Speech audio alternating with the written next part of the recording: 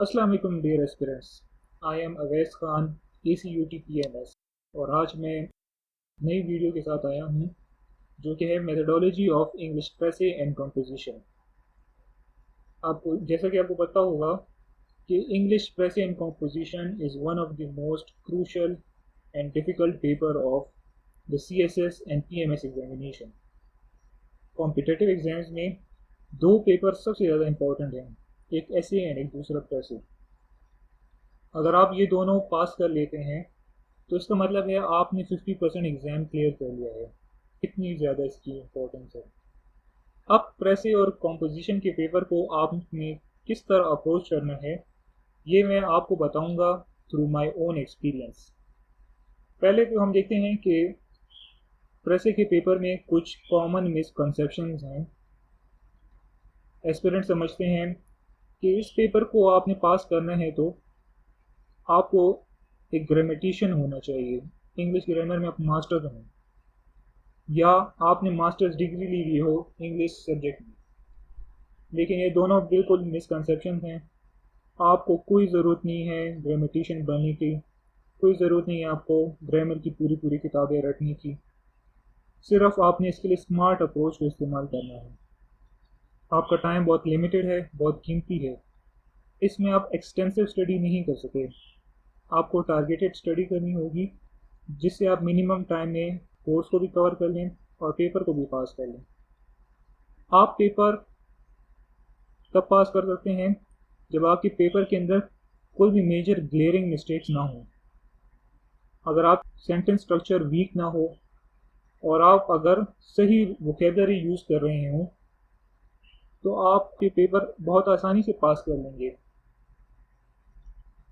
दूसरा मिसकंसेप्शन ये है कि कुछ लोगों ने डिवाइड किया हुआ है इंग्लिश प्रेसे के पेपर को दो हिस्सों में, जिसे वो कहते हैं कि एक कंट्रोलेबल पोर्शन है इसका और एक अनकंट्रोलेबल पोर्शन है। ये दोनों भी मेरे एक्सपीरियंस के मुताबिक मिसकंसेप्शन है। आप अनकंट्रोलेबल पार्ट को भी कंट्रोलेबल बना सकते हैं। शर्त यह है कि आप स्मार्ट स्ट्रेटजी को इस्तेमाल करें। अब देखते हैं पेपर को। इंग्लिश प्रेसे के पेपर में पहला क्वेश्चन 1 आपको दिया जाता है। क्वेश्चन 1 में 20 MCQs होती हैं। ये पुराना पेपर आप देख रहे हैं 2011 का। 2016 से अब इसका फॉर्मेट ज़रा बदल चुका है। क्वेश्चन 1 के पार्ट ए में भी 10 क्वेश्चन होते हैं, 10 MCQs होते हैं। पार्ट बी में भी 10 MCQs होते हैं।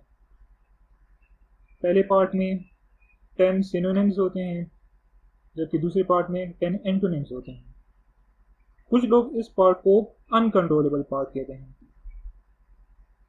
कि इसे आप तैयार नहीं कर सकते, आप वोकेबलरी को सीख नहीं सकते, आप इसे हल नहीं कर सकते। लेकिन मैंने जो अपनी स्ट्रेटेजी यूज़ की थी अपने एक्सपीरियंस के मुताबिक, इस बात को आप बड़ी हद तक कंट्रोलेबल बना सकते हैं। अच्छा, तो आपको इस अनकंट्रोलेबल पार्ट को कंट्रोलेबल बनाना है तो आपको क्या करना पड़ेगा? हाउ टू टैकल क्वेश्चन 1, अब ये सवाल है हमारा। तो इसके लिए आपको वोकेबलरी को अपनी स्ट्रॉन्ग करनी होगी। अब वोकेबलरी आप किस तरह स्ट्रॉन्ग कर सकते हैं? आप दो तरीक़ों से स्ट्रॉन्ग कर सकते हैं अकॉर्डिंग टू माई एक्सपीरियंस। पहला तो ये कि आप GRE की किताब ले लें। किताब नहीं ले सकते तो उसके अंदर वर्ड लिस्ट होती है, वो इंटरनेट पे भी अवेलेबल है। इंटरनेट से आप उसे डाउनलोड कर लें, अपने पास प्रिंट निकलवा लें। इस वर्ड लिस्ट के अंदर आपको 1500 से 2000 वर्ड्स मिल जाएंगे। फिर मज़ीद ये वर्ड लिस्ट सेट्स में डिस्ट्रीब्यूटेड है। इसके अंदर लिस्ट्स हैं। जैसे अल्फ़ाबेट A हो गया, उसके अंदर आपको लिस्ट 1, लिस्ट 2, लिस्ट 3 मिलेगा। फिर अल्फ़ाबेट B हो गया, उसके अंदर भी आपको लिस्ट 1, लिस्ट 2, लिस्ट 3 मिलेगा। हर लिस्ट के अंदर 60 वर्ड्स होते हैं। आपको दिन में ये 60 वर्ड्स याद करने होंगे। मतलब कि अगर फर्ज करें आपने A अल्फ़ाबेट स्टार्ट किया है आज, तो A के अंदर आपने सेट 1 ले लेना है या लिस्ट 1 ले लेना है और उसके 60 वर्ड्स को आपने याद कर लेने हैं एक दिन के अंदर। अगर आप 60 वर्ड्स याद नहीं कर सकते तो आप 30 वर्ड्स याद कर लें पर डे। याद करते वक्त आपको इस चीज़ का ख्याल रखना होगा कि आपको सेंटेंस मेकिंग और टाइप ऑफ वर्ड, ये एडवर्ब, ये एक वर्ड जो है ये वर्ब है, ये नाउन है, इस चीज़ पे आपने तवज्जो नहीं देनी है। आपने सिर्फ उसका मीनिंग याद करना है। बस मीनिंग याद करें और आगे जाते जाएं। आपको यूजेज ऑफ वर्ड पे गैर तवज्जो नहीं देनी चाहिए। इसकी रीज़न मैं आपको आगे जाके बताऊंगा। आपने 30 वर्ड्स पर डे अपने याद कर लिए, फिर अगले दिन आप 60 वर्ड्स पर डे आप पूरे कर लेंगे। 30 + 30। जब आप लिस्ट 1 ख़त्म कर लेंगे अल्फ़ाबेट ए के अंदर, तो आपने अल्फ़ाबेट ए के अंदर लिस्ट 2 को स्टार्ट नहीं करना होगा। अब आपने बी पे चले जाना होगा। अल्फ़ाबेट बी पे जाएं और उधर के लिस्ट 1 को याद करना स्टार्ट कर दें। उसके अंदर भी आप 30-30 करके 2 दिनों में आप याद कर लेंगे। लेकिन जब अल्फ़ाबेट बी को आप स्टार्ट करेंगे, तो आपको अल्फ़ाबेट बी को स्टार्ट करने से पहले अल्फ़ाबेट ए को एक दफ़ा रिवाइज़ करना होगा। बी में से लिस्ट 1 को याद कर लेंगे, फिर आपने लिस्ट 2 नहीं स्टार्ट करनी बी के अंदर, बल्कि आपको आप सी पर चले जाना है। सी में आपने लिस्ट 1 याद कर लेनी है, लेकिन सी के लिस्ट 1 याद करने से पहले आपको बी और ए के लिस्ट 1 को भी दोबारा रिवाइज़ करना होगा। इसी तरह जाते जाते आप जेड तक पहुंच जाएंगे। जब जेड तक पहुंच जाएंगे तो आप दोबारा ए पर आ सकते हैं और ए में इस दफ़ा लिस्ट 1 की जगह आप लिस्ट 2 को याद करना स्टार्ट कर देंगे। इस तरह आपका एक होल रेंज ऑफ अल्फ़ाबेट्स के वोकेबलरी आप सीख लेंगे। अच्छा, दूसरा सोर्स ये है कि आप जहांगीर की एक किताब है, जहांगीर 1000 वर्ड्स वोकेबलरी बिल्डर, ये भी आप यूज़ कर सकते हैं। अगर आप इस GRE वाले अप्रोच से सेटिस्फाई नहीं है या आपको बहुत ज़्यादा मुश्किल लग रहा है, तो आप ये सेकेंड अप्रोच भी यूज़ कर सकते हैं। इस बुक के अंदर आपको 5 वर्ड्स पर डे याद करने होंगे और उसके साथ उन्होंने मुख्तलिफ एक्सरसाइजेज भी दी हुई हैं, जिससे आपको यूजेज ऑफ दैट वर्ड भी समझ आ जाएगा, प्रोनाउंसिएशन भी समझ आ जाएगी और उर्दू मीनिंग भी आपको याद हो जाएगा। ये GRE की वर्ड लिस्ट की एक मैंने एग्जांपल पेस्ट की हुई है, आप देख सकते हैं। इस किस्म के अंदर इसके अंदर वर्ड्स होते हैं, सामने मीनिंग होते हैं, और अगर आपको मीनिंग भी समझ ना आ रही हो तो सेंटेंस भी लिखा होता है। साथ में ये भी लिखा होता है कि कौन से फॉर्म ऑफ वर्ब है ये वर्ड, लेकिन आपको सिर्फ इसकी वर्ड और मीनिंग पे तवज्जो देनी है और उससे आपने रट लेना है। अच्छा, अब देखें, ये है जहांगीर 1000 वर्ड वोकेबलरी बिल्डर। इसके अंदर आप देख सकते हैं कि 5 वर्ड्स आपको दिए होते हैं पर डे। उन्हें आपने मुख्तलिफ सेंटेंसेस में भी यूज़ कर सकते हैं, आप उसकी स्टोरी भी पढ़ सकते हैं कि किस तरह यूज़ किया गया है। साथ में मैचिंग कॉलम्स भी दिए गए हैं और आखिर में एक ईडियम भी शेयर किया गया होता है। इस तरह आप per day 5 words and 1 idiom को याद कर सकते हैं। तो इस लिहाज से अगर आप सिंपल चाहते हैं कि आराम आराम से मैं वर्ड सीखूं, तो ये अप्रोच भी आप यूज़ कर सकते हैं। अब मैं क्यों वोकेबलरी पे इतना फोकस दे रहा हूँ। वोकेबलरी पे इतना ज़्यादा फोकस के ये फ़ायदे हैं कि पहला तो ये फ़ायदा है सबसे बड़ा कि CSS के प्रेसे एंड कॉम्पोजिशन पेपर में आप क्वेश्चन 1 को बहुत आसानी से हल कर सकते हैं जब आप वोकेबलरी को याद कर लें, ख़ासतौर पर GRE वोकेबलरी को।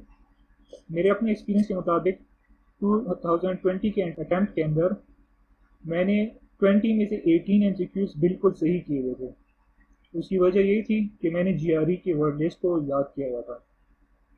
तो वोकेबलरी को याद करने से आप क्वेश्चन 1 को इंतहाई आसानी से हल कर सकते हैं। सिनोनिम एंटोनिम्स आपके लिए पीस ऑफ केक हो जाएगा। दूसरा ये है फ़ायदा इसका कि आपको प्रेसी एंड कॉम्प्रिहेंशन में इसका बहुत ज़्यादा फ़ायदा मिलता है जब आपकी वोकेबलरी स्ट्रॉन्ग हो। स्ट्रॉन्ग वोकेबलरी से आप प्रेसी एंड कॉम्प्रिहेंशन को आराम से सीख और समझ सकेंगे, क्योंकि कभी कभार इस तरह होता है कि पूरे पैसे में एक ऐसा वर्ड होता है जिसका मीनिंग आपने अगर गलत इंटरप्रेट कर लिया तो आपका पूरा का पूरा पैसे ही ख़राब हो सकता है। सिमिलरली कॉम्प्रिहेंशन में भी ये केस हो सकता है। अक्सर बेशतर कॉम्प्रिहेंशन में कुछ इस तरह वर्ड्स अंडरलाइन किए होते हैं और उनके आपसे मीनिंग भी पूछे होते हैं। तो अगर आपकी वोकेबलरी स्ट्रॉन्ग हो तो आप उन वर्ड्स के मीनिंग भी लिख सकते हैं सही तरीके से। तीसरा बेनिफिट ये है कि आपको न्यूज़पेपर एंड बुक रीडिंग में बहुत ज़्यादा आसानी हो जाएगी। बहुत से एस्पिरेंट्स शुरू में ये शिकवा करते हैं कि हम जब भी कोई बुक या न्यूज़पेपर पढ़ते हैं तो हमें बार बार डिक्शनरी उठानी पड़ती है और हर वर्ड का मीनिंग देखना पड़ता है। लेकिन जब आप वोकेबलरी को याद करना स्टार्ट कर देंगे, जीआरई की ए टू जेड अल्फ़ाबेट्स को आप कवर कर लेंगे, कम अज़ come first list of every alphabet को आप जब कवर कर लेंगे, तो न्यूज़पेपर और बुक पढ़ना आपके लिए इंतहाई आसान हो जाएगा। मेरे अपने एक्सपीरियंस के मुताबिक मैं जब भी कोई न्यूज़पेपर या बुक पढ़ता हूँ तो बमुश्किल मुझे 5 या 6 इस तरह वर्ड्स होते हैं जो मैं पहली बार देख रहा होता हूँ। मुझे ज़्यादातर वर्ड्स का मीनिंग आ रहा होता है, तो आपको भी फिर डिक्शनरी की यूज़ करने की नौबत नहीं उठानी पड़ेगी। चौथा फ़ायदा ये है कि वन पेपर एमसीक्यूज से जो टेस्ट होते हैं एफपीएससी, केपीएससी, एनटीएस, उनमें भी वोकेबलरी बहुत ज़्यादा यूज़ होती है। वोकेबलरी के पोर्शन को आप जब वोकेबलरी को याद कर लेंगे तो बहुत आसानी से आप इन टेस्ट को भी क्लियर कर सकेंगे। पांचवा इसका सबसे बड़ा फ़ायदा है, वो है बेडर माइंड होफ फिनोमेना। बेडर माइंड होफ फिनोमेना एक ऐसा साइकोलॉजिकल फिनोमेना है, ये एक जर्मन टर्म है, जिसमें कहा जाता है कि जब आप कोई चीज़ को रिसेंटली पढ़ लें तो वो आपके सामने हर जगह अपेयर होना स्टार्ट हो जाती है। Where something you recently learn suddenly appears everywhere. इसे फ्रीक्वेंसी बायस या इल्यूजन भी कहा जाता है। Biedermeier phenomena is the seeming appearance of a newly learned or paid attention to concept in unexpected places। जब आप एक वर्ड के मीनिंग को पढ़ लेंगे, आपने जब पहली बार उस वर्ड को पढ़ लिया होगा, फिर आप कोई भी चीज़ रीड कर रहे होंगे, न्यूज़पेपर या बुक या टीवी देख रहे होंगे, कहीं भी आपको हेडलाइन में या न्यूज़पेपर या किसी आर्टिकल में कोई भी चीज़ पढ़ रहे होंगे, तो आपको जो वर्ड आपने रिसेंटली पढ़ा होगा वो आपको उधर अपेयर होना नज़र आने लगेगा, जबकि पहले आपका माइंड उस वर्ड को इग्नोर कर रहा होता था, लेकिन ये अब आपके सामने पॉप अप होने लगेगा वही वर्ड दोबारा। तो ये एक साइकोलॉजिकल फिनोमेना है, ये आपके पेपर में भी काम आएगा। मिसाल के तौर पर आपने जीआरई की सारी वर्ड लिस्ट याद कर लिए, जब आप पेपर में बैठे होंगे और क्वेश्चन 1 आपके सामने आएगा, तो क्वेश्चन 1 में जब एमसीक्यूज होंगे सारे एंटोनिम्स, सिनोनिम्स, तो आप जैसी वर्ड को देखेंगे तो आपके फ़ौरन बेडर माइंड हॉफ फिनोमेना स्टार्ट हो जाएगा। आपको वर्ड वो दोबारा रीअपेयर हो जाएगा, आपका माइंड क्लिक कर जाएगा और आप उसके मीनिंग को सही से और उसके आंसर को सही से मार्क कर सकेंगे। अच्छा, क्वेश्चन 2 की तरफ जाते हैं, जो कि है प्रेसे एंड कॉम्प्रिहेंशन को, दोनों को आप 3 सोर्सेज से एलोबरेटली कवर कर सकते हैं। पहला सोर्स तो है precis writing by R Dhillon. दूसरा सोर्स है English grammar and composition by Hafiz Karim Darchughtai. तीसरा सोर्स है English grammar and composition by Wren and Martin. इन तीनों सोर्सेज को आप पढ़ सकते हैं। इनके अंदर जो प्रेसे एंड कॉम्प्रिहेंशन के रूल्स हैं उन्हें आप पढ़ें तो और उन्हें फिर सॉल्व करना स्टार्ट कर दें। आर डिलन की जो बुक है उसके अंदर बहुत अच्छी तरीके से शुरू में नोविस लेवल के लिए उन्होंने छोटे छोटे प्रेसेस रखे हुए हैं और उनके सोल्यूशन भी रखे हुए हैं। अगर एक बंदा एक प्रेसे लेकर सॉल्व कर ले तो आगे ही उसको सोल्यूशन लिखा होता है, तो अपने आप को वो असेस कर सकता है। फिर आर डिलन के अंदर जितना आप आगे प्रोग्रेस करते जाएंगे तो लेवल ऑफ डिफ़िकल्टी भी बढ़ती जाएगी। इसी तरह हाफिज करीम दारचुगताई के साथ की किताब भी आप पढ़ सकते हैं, उसमें भी रूल्स बड़ी अच्छी तरीके से लिखे गए हैं और सीएसएस और सीएसएस के पुराने प्रेसेस एंड कॉम्प्रिहेंशन भी सॉल्व हुए हैं, जिन्हें आप देखकर अंदाज़ा लगा सकते हैं कि सीएसएस और पीएमएस में किस लेवल के प्रेसेस एंड कॉम्प्रिहेंशन के सवाल आते हैं। इसी तरह रेनन मार्टिन की बुक में भी जो प्रेसे एंड कॉम्प्रिहेंशन के सवाल हैं उन्हें आप देख सकते हैं, क्योंकि CSS 2018 में भी जो प्रेसे आया था और कंपोजिशन आया था वो रेनन मार्टिन से ही आया था। लेकिन एक बात आप याद रखें कि आपने हर वीक एक प्रेसे और एक कंपोजिशन ज़रूर करना है, इट्स मैंडेटरी। फिर आपने ये प्रेसे और कंपोजिशन किसी वेल वेरीफाइड मेंटर से चेक करवाने हैं, ताकि आपको अंदाज़ा हो जाए कि आप कहाँ पे गलती कर रहे हैं और कहाँ पे सही हैं। ये बुक्स की मैंने इमेज भी शेयर कर दी है ताकि आपको ख़रीदने में यानी आसानी हो। देख सकते हैं अब डेलन की बुक है और ये रैंडी मार्टिन है। अब क्वेश्चन 4 एंड क्वेश्चन 5 की बात करते हैं, जिनमें आता है sentence correction and punctuation and preposition. Question 5 में ये पार्ट ए में पंक्चुएशन अक्सर आता है और पार्ट बी में प्रपोजिशन। ये तीनों क्वेश्चन आप हाफिज़ करीम दाद चुगताई साहब की किताब से कवर कर सकते हैं। साथ ही साथ रैंडी मार्टिन में भी ये हैं, आप उधर से भी कवर कर सकते हैं, लेकिन हाफिज़ करीम दाद चुगताई की किताब को मैंने इस पोर्शन के लिए ज़्यादा सूटेबल पाया। अब आता है क्वेश्चन 6 की बारी, जिसमें ईडियम्स और फ्रेजल वर्ब्स आते हैं। कुछ लोग इस पोर्शन को भी अनकंट्रोलेबल पोर्शन कहते हैं, क्योंकि वो कहते हैं कि ईडियम्स को आप कहीं से प्रिपेयर नहीं कर सकते, अनसर्टेनिटी है कि कहाँ से हम प्रिपेयर करें, और लाजमी नहीं है अगर आप प्रिपेयर कर लें तो आ भी जाए। लेकिन अगर आप पास्ट CSS की जितनी भी ईडियम्स को अगर आप कलेक्ट कर लें और उन्हें आप याद कर लें अच्छी तरीके से, तो आप अगर पेपर्स को उठा के देख लें तो आप नोट करेंगे कि ये ईडियम्स बार बार रिपीट हो रहे हैं। हर साल एक दो ईडियम्स पास्ट पेपर से रिपीट होते हैं। तो इस तरह की कुछ बुक्स अवेलेबल है मार्केट में एंड सॉफ्ट फॉर्म में भी हैं। जैसे ये बुक है सॉफ्ट फॉर्म में, जिसमें 1971 से लेकर 2015 तक सारे ईडियम्स कंपाइल किए गए हैं। अगर आप इन पास्ट पेपर्स के ईडियम्स को याद कर लें तो एटलीस्ट 2-3 ईडियम्स तो रिपीट होंगे और आप उन्हें सही कर सकेंगे। आखिरी क्वेश्चन यूजुअली ट्रांसलेशन का होता है। ये पोर्शन भी इसी बुक में, हाफिज़ साहब की बुक में कवर है, उधर से आप आराम से कर सकते हैं। अब नरेशन के क्वेश्चन 2016 के बाद मैंने नहीं देखे कि दोबारा रीअपेयर हुए हों, लेकिन आप FPSC पे रिलाई नहीं कर सकते कि वो एक साल लाएं दूसरे साल ना लाएं। तो 2021 में भी आ सकता है डायरेक्ट इनडायरेक्ट दोबारा रीअपेयर हो जाए। अक्सर एस्पिरेंट को नरेशन के रूल्स याद करने बड़े मुश्किल लगते हैं और बार बार भूल जाते हैं उनसे।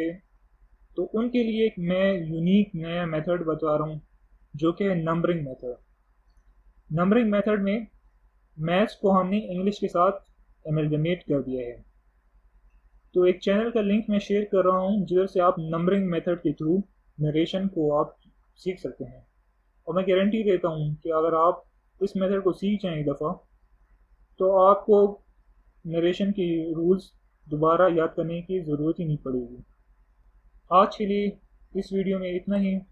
इंशाल्लाह नेक्स्ट वीडियो में मैं दोबारा रीअपेयर होऊंगा with some new methodology of some other compulsory subject.